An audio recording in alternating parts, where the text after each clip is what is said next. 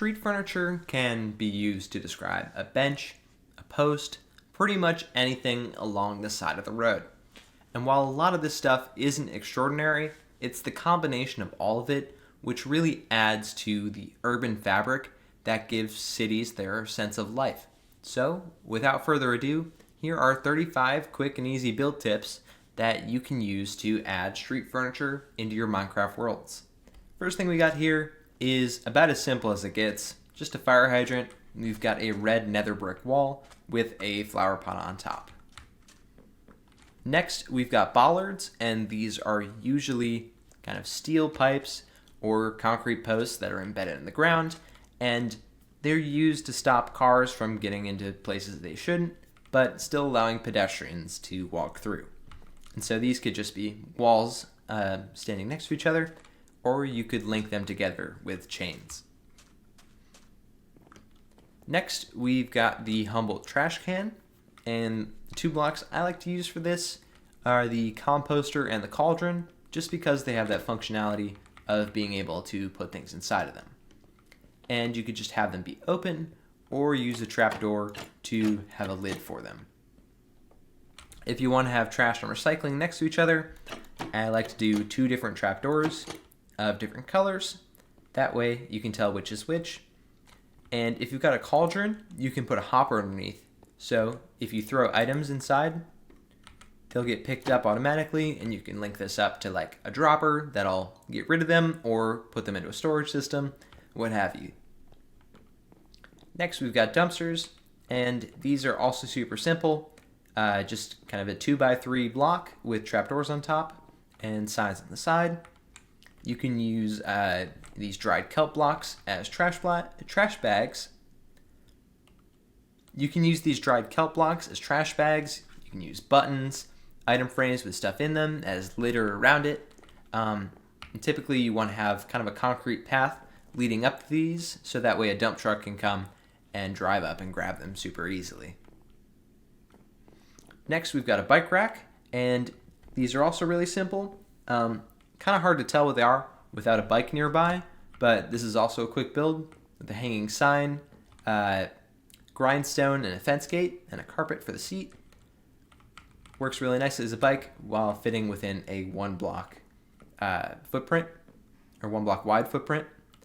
So this is just iron bars with a trapdoor.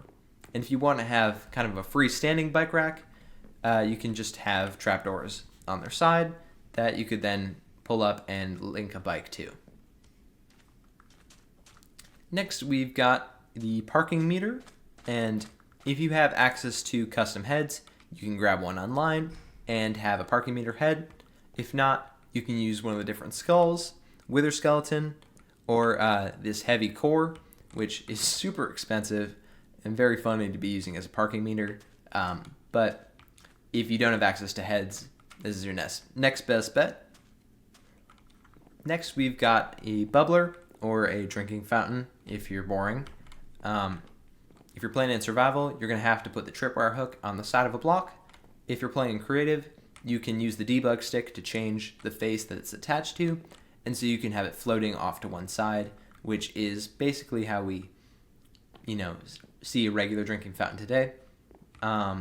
If you want to have one with a bottle filler, you can use a shelf with any kind of item back here to act as the sensor for when you put the bottle back there. And then I use the stair here as the main part of the fountain itself. Next, we have a mailbox. We got a couple different types here.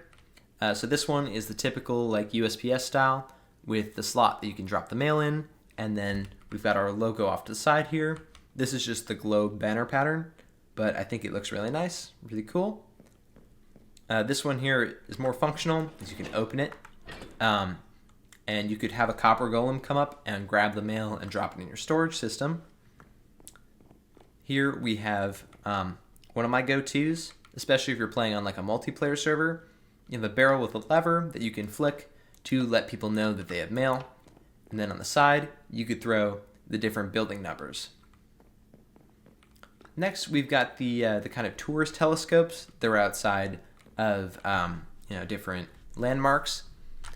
You put your quarters in, and you can go and look off into the distance. And so here we're making use of the observer and its eyes.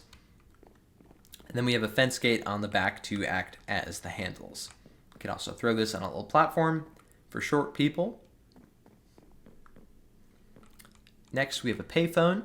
And for this one, we've got these blue banners with the phone symbol on the side, and then a sign with glow ink to kind of call attention to that from the front.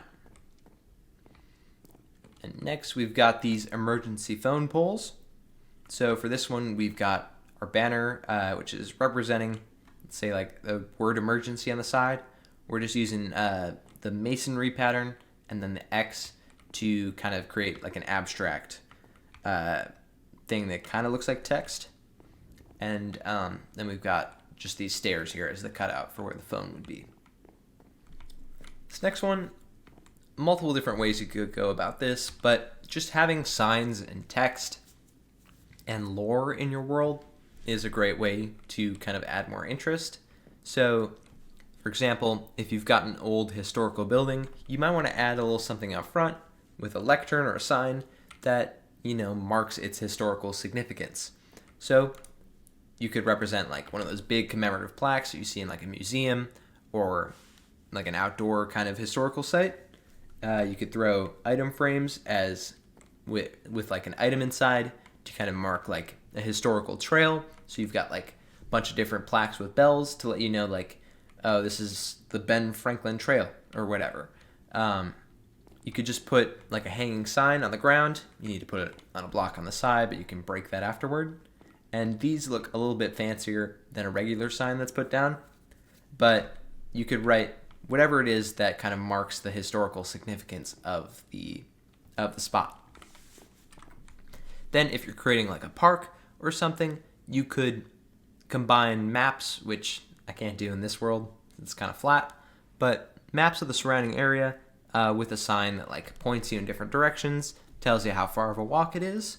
Good way to kind of add realistic world building that fits in with the actual, function of your park.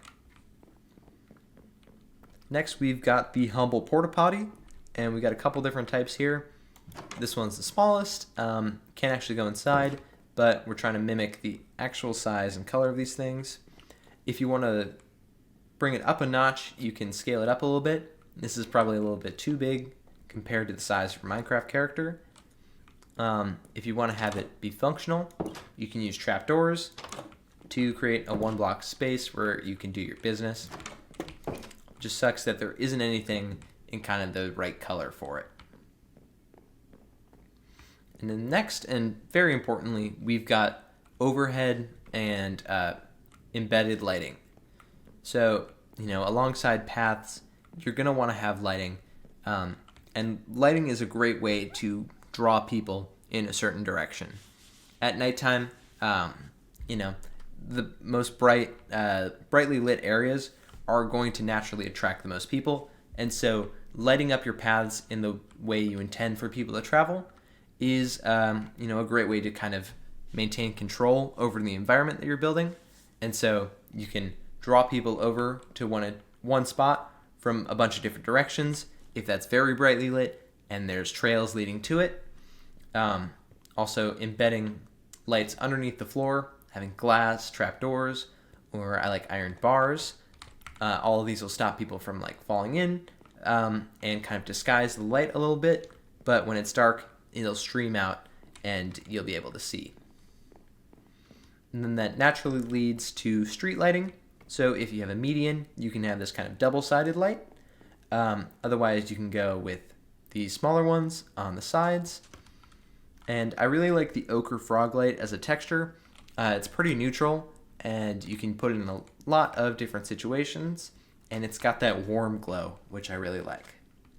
End rods are also nice, very futuristic looking, and they can fit in a lot of different situations. The one thing I really don't care for are the particle effects, but they're pretty small and manageable to deal with. Next, we've got a stoplight, and so we're using a banner here with the red, yellow, and green. And then we also have the stop and walk signals for the crosswalk using custom player heads. Next we have telephone poles, and these are basically as simple as they get, just using walls or fences to create that shape. You can also go double wide with these if you're having a lot more lines.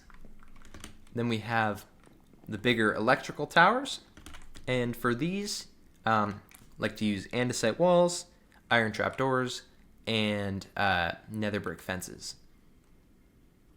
And to connect these together, I normally use either iron bars or like a dark oak fence gate. For telephone poles, I normally don't have anything stringing them together, just because these are a lot smaller, and that would take up a lot more of your view. And telephone lines are not exactly like the prettiest thing in the world, so if you don't want to draw attention to them, just don't build them in the first place.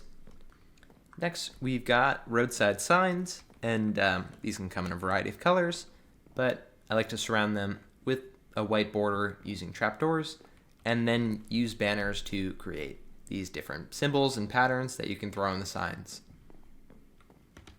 Then we've got their larger cousin, these kind of overhead signs above the freeway.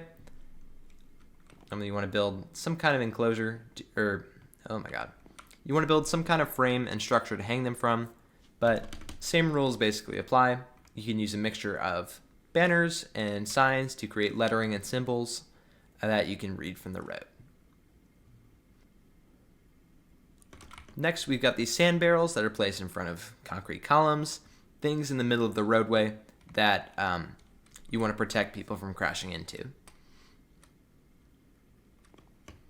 And we have a billboard, and these are relatively simple, but you want to have a little platform underneath that the people that need to do maintenance on it can stand on.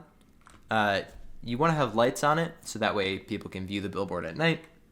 So you could just use levers to represent the lights from the bottom, or on the other side here, I've got end rods being suspended over the top by these trapdoors to represent more overhead lighting. Next, we've got these kind of acoustic barriers that go alongside the sides of the freeway. These aren't commonplace everywhere, but you do see them in a lot of urban areas where you've got people living in close proximity to the highway, and you want to protect them from all of that constant noise. Next, when you have a pedestrian or a road overpass over the freeway, you always want to fence it in to keep people in and also keep them safe. And one thing that I see a lot is you want to have you could have an indentation with the name of the town or the area on the actual overpass itself. Then we have everyone's favorite, construction barrels. These are orange concrete surrounded with pale oak signs and then topped with an acacia trapdoor. Then we have that light up sign that gets wheeled out when there's a lane closure, and so this makes use of acacia trapdoors, and then banner patterns to create the kind of light up sign. When you're creating street signs, you can go multiple ways with them. If you want to go all out and create a banner pattern, or not a banner pattern, but a custom map, you can do that. But if you don't want to go through all that effort, just using trapdoors to kind of represent the different colors of the signs is a good way to create them in a little bit more of an abstract manner. So we've got mangrove, bamboo, warped wood, and pale oak, to represent the different colors of the signs. And in combination with a lot of this other street furniture, they can read as, their intended purpose without having to go, all out and create highly detailed textures. Hanging signs are really great for street signs, especially now that we can write on both sides of them. And so this is a good way to, add a little bit of lore, write the names of your own streets, and, throw these on the corners of your roads.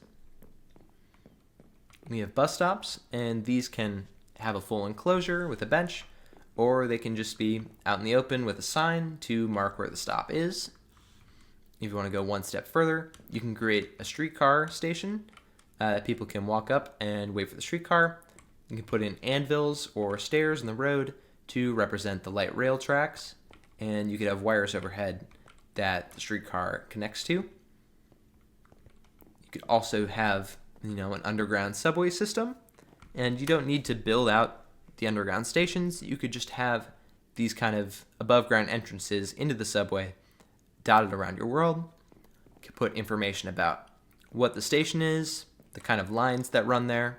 All of that is a good a good bit of detail that you can throw on top. Planters are really essential in an urban area. You want to provide greenery in a very limited space. So these can range from super small to kind of moderately sized. You just want to segment off areas and fill them with greenery. You can also raise them a little bit so they function both as a planter and as seating.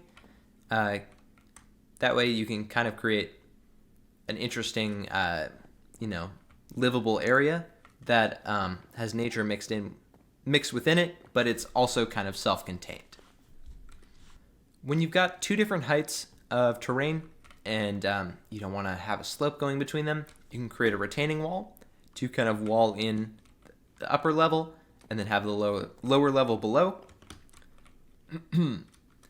This is a good way to kind of extend the footprint of your building outward without having to have it come all the way up to the street, and create kind of, semi-private areas where they're separate but not wholly separate. Just kind of one level of separation between, let's say, like a walled patio or a garden up here, and then this area that would be closer to the road and is a little bit more public. And then finally, we've got a flagpole. And creating like a city flag or a country flag is a good way to create a sense of identity in your space. And so this one, we got the Canadian flag, standing tall and proud, and I've topped this with an anvil to kind of mark off the top of the flagpole. If you enjoyed this video, be sure to like, and if you want to see more, hit that subscribe button. If you're interested in joining my Discord community, the link will be in the pinned comment down below. And thank you for watching. I'll see you in the next one.